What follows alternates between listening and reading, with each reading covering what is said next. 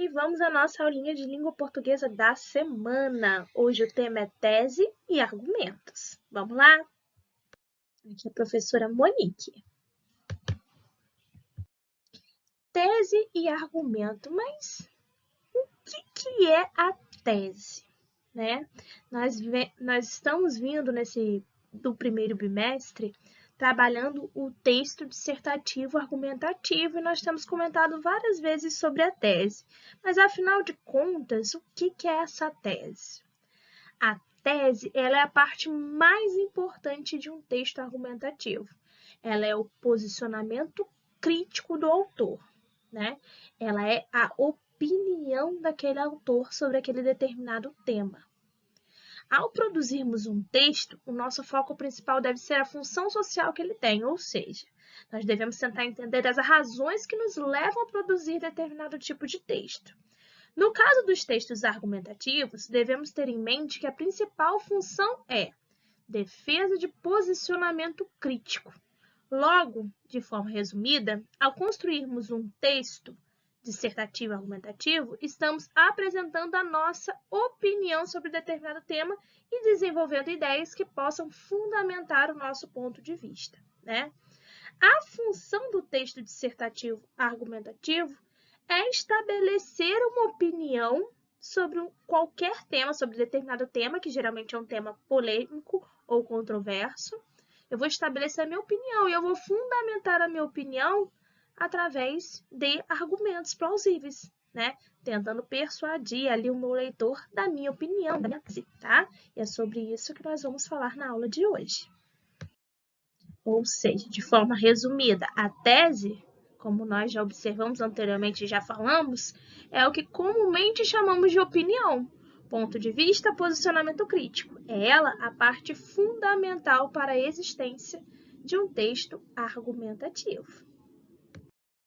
Então, nós já estabelecemos que a tese é a opinião do autor sobre aquele determinado tema.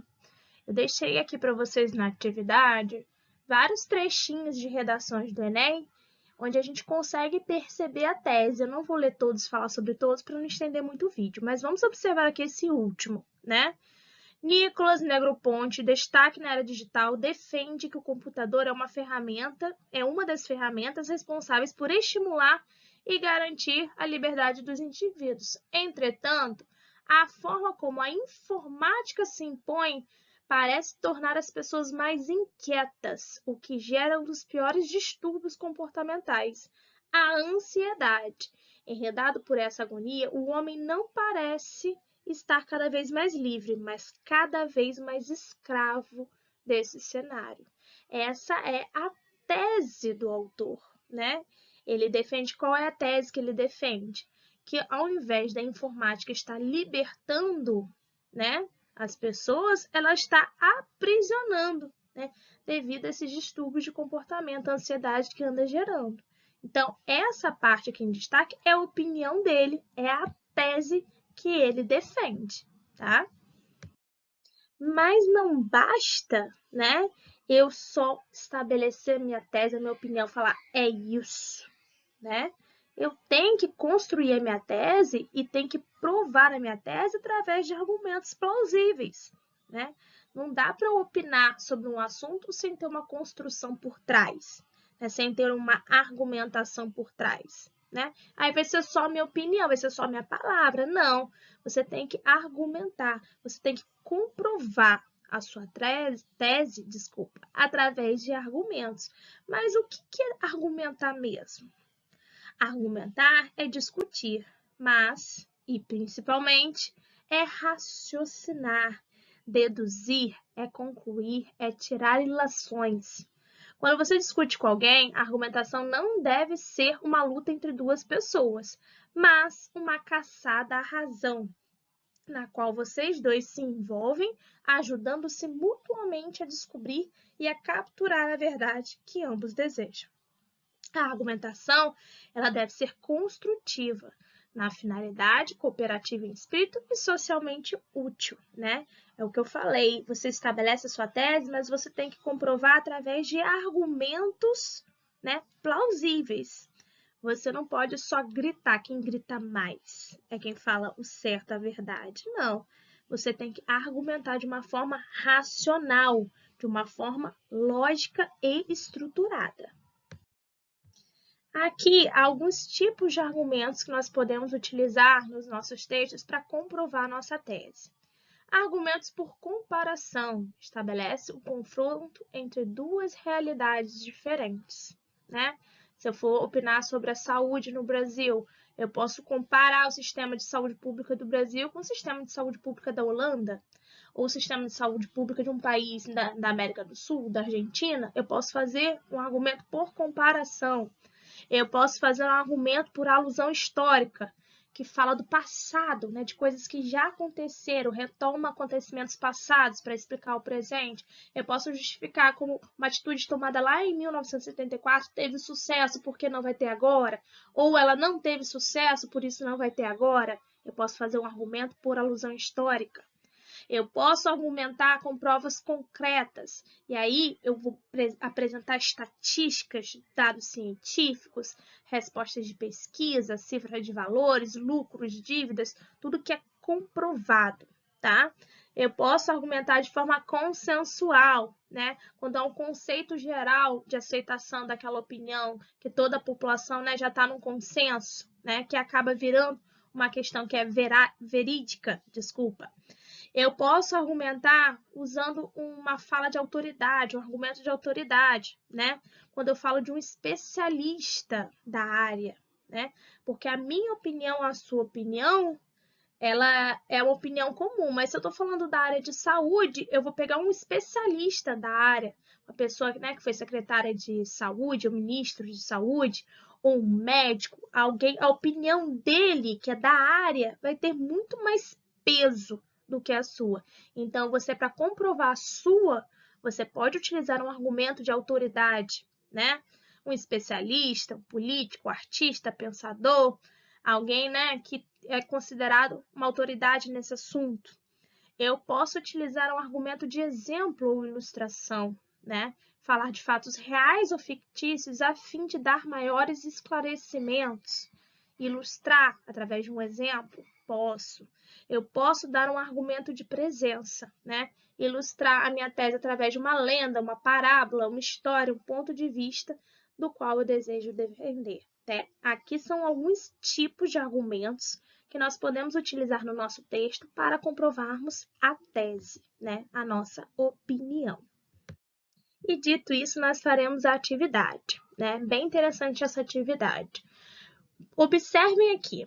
Identifique a tese e os argumentos nos trechos abaixo. Siga o exemplo. Eu nem dei um texto grandão, não. São só os trechinhos para a gente analisar. Observa aqui. Meu carro não é grande coisa, mas é o bastante para o que preciso. É econômico, nunca dá defeito e tem espaço suficiente para transportar toda a minha família. Qual é a tese? Qual é a minha opinião? O meu posicionamento crítico para quem está falando aí do meu carro?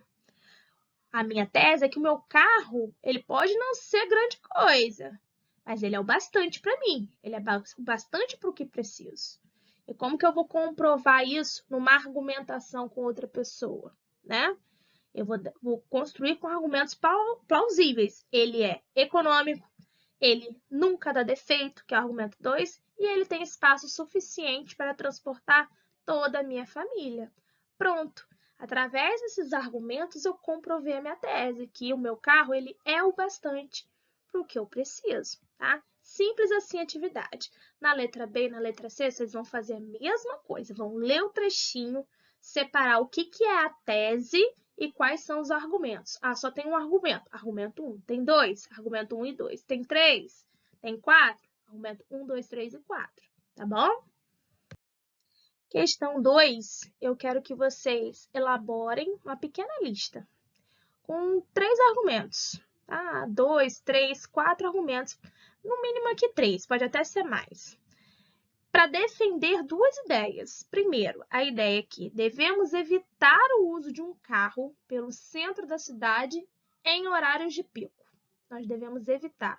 É preferível sair de bicicleta ou a pé. Devemos evitar. Essa é a tese, essa é a frase que está ali emitindo uma certa opinião e você vai argumentar, vai me dar 3 argumentos, né, que comprovem essa opinião, essa tese.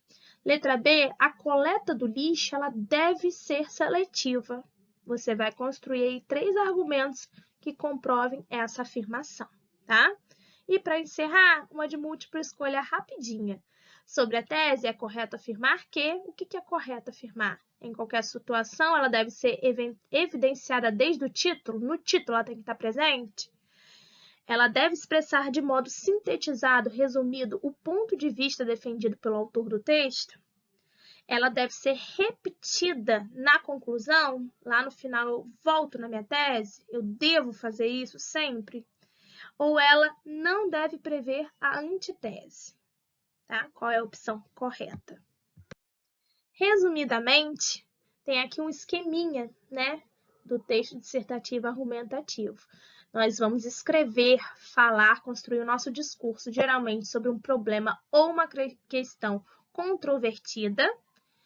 Você é o emissor, você vai fazer o quê? Vai se posicionar criticamente, você vai emitir a sua opinião, a sua tese, você vai construir, né, essa tese através de argumentos, tentando persuadir o leitor da sua opinião. Encerramos aqui a nossa aulinha sobre tese e argumentos. Espero que tenham entendido bem. Qualquer dúvida, estou à disposição. Até a próxima aula.